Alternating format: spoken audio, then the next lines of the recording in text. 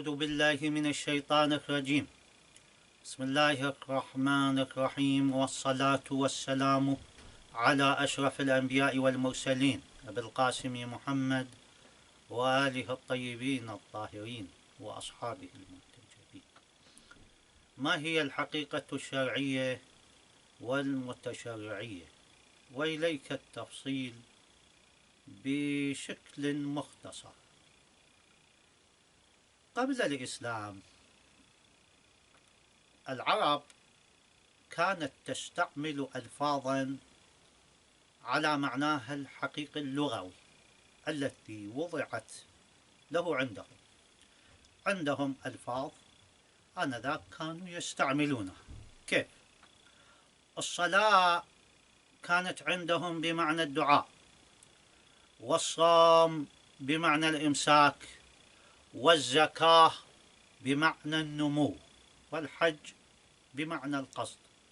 طيب، بعد أن جاء الإسلام ووجد هذه الألفاظ وكيف يستعملها الناس، أعطى هذه الألفاظ معاني جديدة ومدلولا خاصا كمعاني شرعية. كيف؟ جاء إلى لفظ الصلاة التي كانت بمعنى الدعاء، بماذا جعل منها حقيقة شرعية من حيث الجانب العبادي، بحيث في زمن النبي صلوات الله عليه وآله وسلم متى ما تبادر إلى الذهن الصلاة الذي يفهم منها أنه هذه الصلاة المخصوصة المعروفة بركوعها وسجودها. طيب، بعد أن عرفنا هذا، وقع خلاف بين الأصوليين في المعاني الشرعية الجديدة. كيف؟ قالوا هذا النقل من الحقيقة اللغوية إلى الحقيقة الشرعية متى تم؟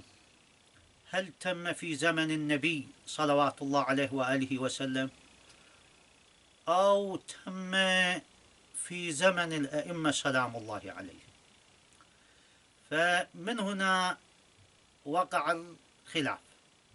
فمنهم من قال فإذا حصل هذا التغيير الجديد في المعاني، بحيث من معاني لغوية إلى معاني شرعية، وقع في زمن النبي، فتسمى بالحقيقة الشرعية. وإذا تم نقل المعاني في زمن الأئمة عليهم السلام فتسمى بالحقيقة المتشرعية. للشيخ المظفر رحمه الله يقول فمن البعيد جدا ألا تصبح حقائق شرعية بوقت قريب في زمن النبي صلوات الله عليه وآله وسلم. هو يستبعد رأيه في زمن النبي صلوات الله عليه وآله وسلم. قد تسأل بعد أن عرفنا ما هي الحقيقة الشرعية وما هي المتشرعية، قد تسأل وما هي ثمرة النزاع بين الأصوليين أو عند الأصوليين؟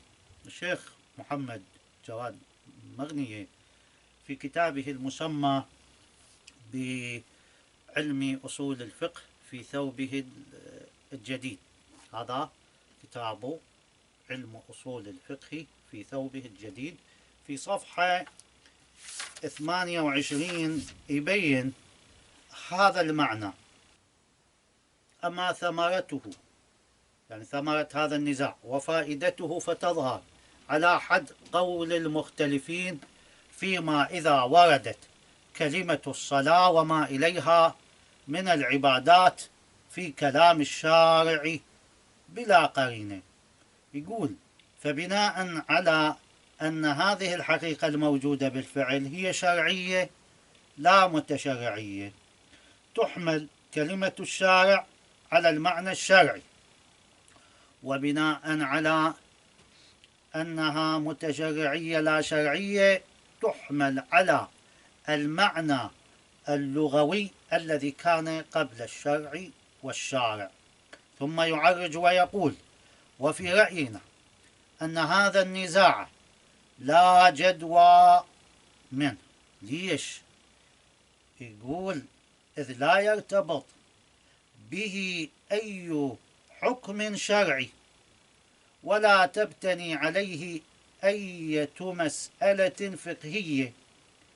الدليل يقول ودليلنا على ذلك أقوال الفقهاء المختلفين، يقول وهي بين أيدينا، فما وجدنا فقيها واحدا حمل لفظ الصلاة في كلام الشارع على الدعاء، والزكاة على النمو، والحج على القصد، والصوم على مجرد الإمساك، والوضوء على النظافة. ثم يضرب الشيخ مثلا، يقول عندما نأتي إلى القرآن الكريم ونقرأ قوله تعالى إن الله وملائكته يصلون على النبي اللهم صل على محمد أي يعظمون من شأنه. وكذلك يضرب مثلا آخر يقول فلا تزكوا أنفسكم أي لا تثنوا عليها هو أعلم بمن اتقى. يقول أما الأغسال الشرعية فهي دائما أو غالبا مع القرينة في كلام الشارع والمتشرعة كغسل الجنابة وكغسل الميت. يقول النتيجة وإذا فأين هي الثمرة والفائدة من هذا النزاع القائم؟ والحمد لله رب العالمين، وصل يا ربي على محمد وآله الطيبين الطاهرين وأصحابهم المتقين.